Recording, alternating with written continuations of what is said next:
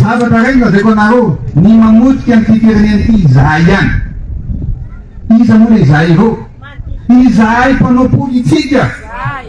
Tsy mijery afa-tsy ny tenanay, tsy mijery afa-tsy ny androany, tsy mijery afa-tsy ny fandavana, tsy mijery afa-tsy zany zavatra fitika. Misinanay amin'ny Jesosy Kristy tompo zany. Inona kimitirako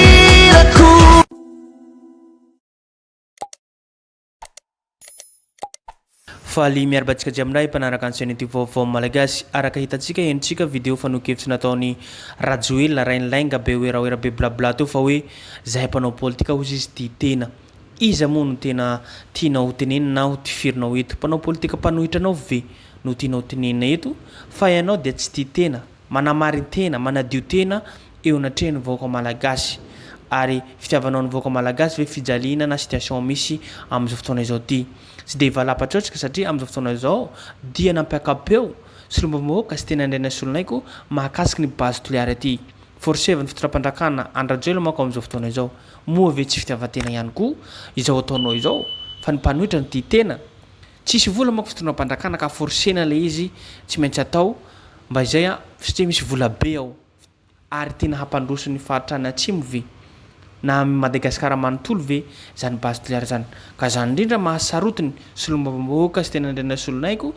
any tany na ataontsika hoe ponina vahoaka izay nifidy anazy toliara voalohany zany eo koa toliara faharoa akasiky nyty fotodrafitrasa base toliary aty koa zany ihany koa ny tenenina fa hoe tsy manara-dalàna arahantsika manko vidéo zay rehefa avy eo fa ny société tompon'ny société amerikana dia ny teny ihany koa satria anana ny document rehetrarehetra anana sy lombam-bahoaka sy tena andraina solonayko mila manara-dalàna nefa raha hitantsika manko ny firenena famandroso zany ary tena top zany amerikana zany eo ihany koa ny firenena amin'ny Europa rehetrarehetra rehefa hitrandraka amin'ny firenena anankiray tokony hanara-dalàna rehetrarehetra nefa kosa ny firenena Madagasikara atsika tia dia mila manova lalàna aloha tsy mifanaraka amin'ny lalàna izay misy ity ne internationaly ity ne fitrandrana ataontsika hoe avolenta koa izany indrindra ka forsevan'ny fitondram-pandrakana mila manova lalàna nefa ka tsy afa-biala tsy afa-miala tsy afa-bela amin'ity Rajoel amin'ny fisokafany base toliary aty amin'izao fotoana izao manko ny ponina na ny vahoaka any amin'ny faritra atsimo any dia omeny filoha Rajoel na ireo mpisolelaka reto vola kely na hoe tsy mila an'io zahay mba handroso ny fiainanay na ny mpanao politika na ireo vahoaka any ambany any dia mandray vola kely dia hoe mety io koa manohitra ihany koa zany sosokevitra na fiakevitra ataony sombavamboaka zany mitsanga izy manoloana an'izany na dia eo aza zany rehetra zany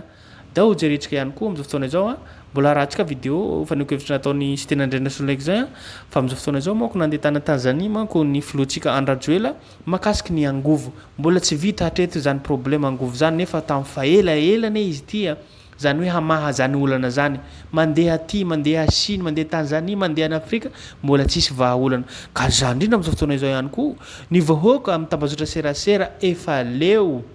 resaka fampanantenana rehetrarehetra zao hitantsika manko resaka angovo zay ireto manko ataontsika hoe maro no réaction na commentaire-n'olona fa indrindraindrindra mahakasiky ny resaka fambolena sy fiompina mahakasiky ny hoe fambolem-bary hybride natao hatao amin'ny ataontsika firenentsika zay raha jerentsika ny réaction na commentaire ny vahoaka malagasy indrindra ireo mpisehatra tambazotra serasera zany angamba kivy na mahita ireo mpisolelaka reto tena efa tsy tia vahoaka intsony ty filo Rajoel rainlainga ty asa vita no fampitsarana ne zay ne no atao hoe tena mandroso tena hita hoe miasa ny fitondram-pandrakana na dia mbola tsy vita aza ny asa atao resaka be hoe aoeraoera blabla no mameno no tambazotra serasera ka marina ny olona hoe anazy daholo ny rehetrarehetra na angovo resaka rano resaka fivarotra resaka ambary resaka rehetrarehetra fandriam-pahalemana idirany filoham-pirenena Rajoel aitsy tsy mikatro amin'izao fotoana izao koa ny mpomba na mpisolelaka fitondram-pandrakana indrindraindrindra ministra teo aloha la tiana rakotondraza fa hoe miasa rery ny filoham-pirenena Rajoel miasa rery amahoana manko ataontsika hoe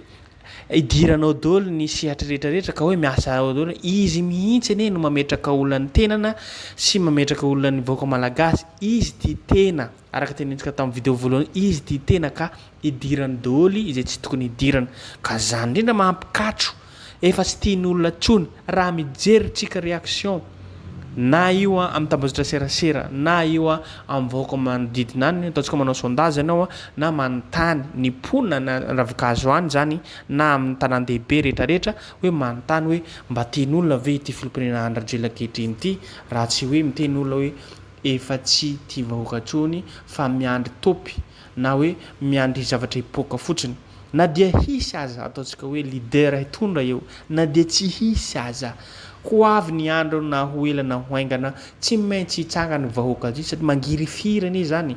fa mpanantenana poakatiny zava-misy eto rehefa izy mandeha nandeha tany Chine resaka angovo nandeha taiza izy zao Tanzania hoe amin'ny resaka fivondronan'ny afrikanareo hoe resaka angovo ndray hiakatra efa maro ny réaction'olona na resaka tambatra serasera zany na miponina ravin-kazo any na indrindra na tany an-dehibe zany koa no afaka zaray amintsika eto da mako verenantsika zany fanonokevitra natao sy momoka sy tena andrena solonayko izay azadino hatrany tompo lahy sy tompo vavy ny miabone na manao j'aime na manao commentaire afahantsika mantsaratsara zavatra zay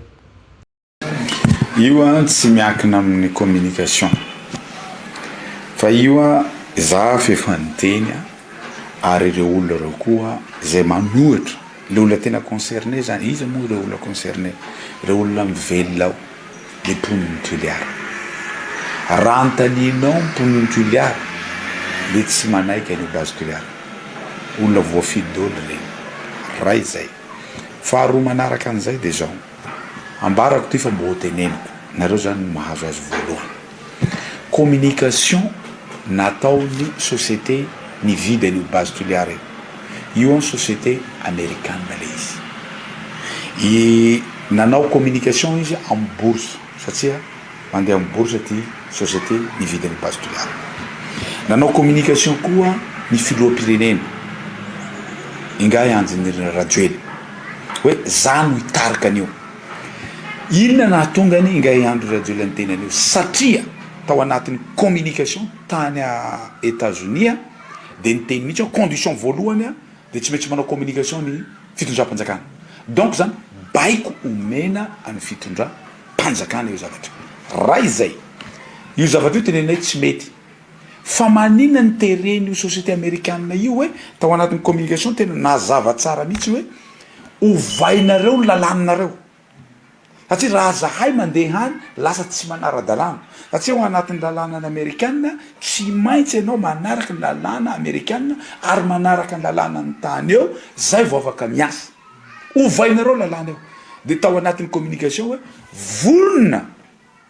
ingay andry Radjoely hanova lalàna eto a Madagasikara raha ohatra ka ilainy zany dikan'izany zany fantatsy ingay andry Radjoely fantatsy ny société io fa ity base tuliara ty raha vo atao de tsy anara-dalàna lozany zany zavatra tsy azonao eretseretina mihitsy hoe eo amin'ny toerana misy amin'ny base tuliara misy olona mivelona be dehibe zahay rehetra ka ry zareo tsy anara-dalàna na de ahafaty anay le izy fa tsy mampanina zao na maty zay na misy lalàna tsy arahana satria naninona ny antony tompoko de tsotra ihany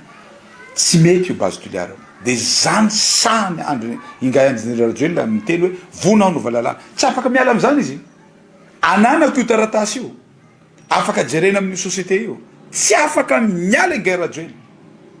ary tsy azona fena voaka malagasy zany zavatra zany fa izy vonona ny tena hoe hanova lalàna satria tsy manaraka lalàna-pandirenana ary tsy manaraka lalàna velona eto amina ary tsy manaraka lalàna international io base tuliara ary zahay tsy manao tsotro foana fa ny antony anoeranay tompoko de tsotro sady tsy manara-dalàna no tsy mety amin'ny vahoaka malagasy indrindraindrindra fa ny vahoaka monina ao amin'ny ao tuliara sy ao amin'ny toerana misy base tuliara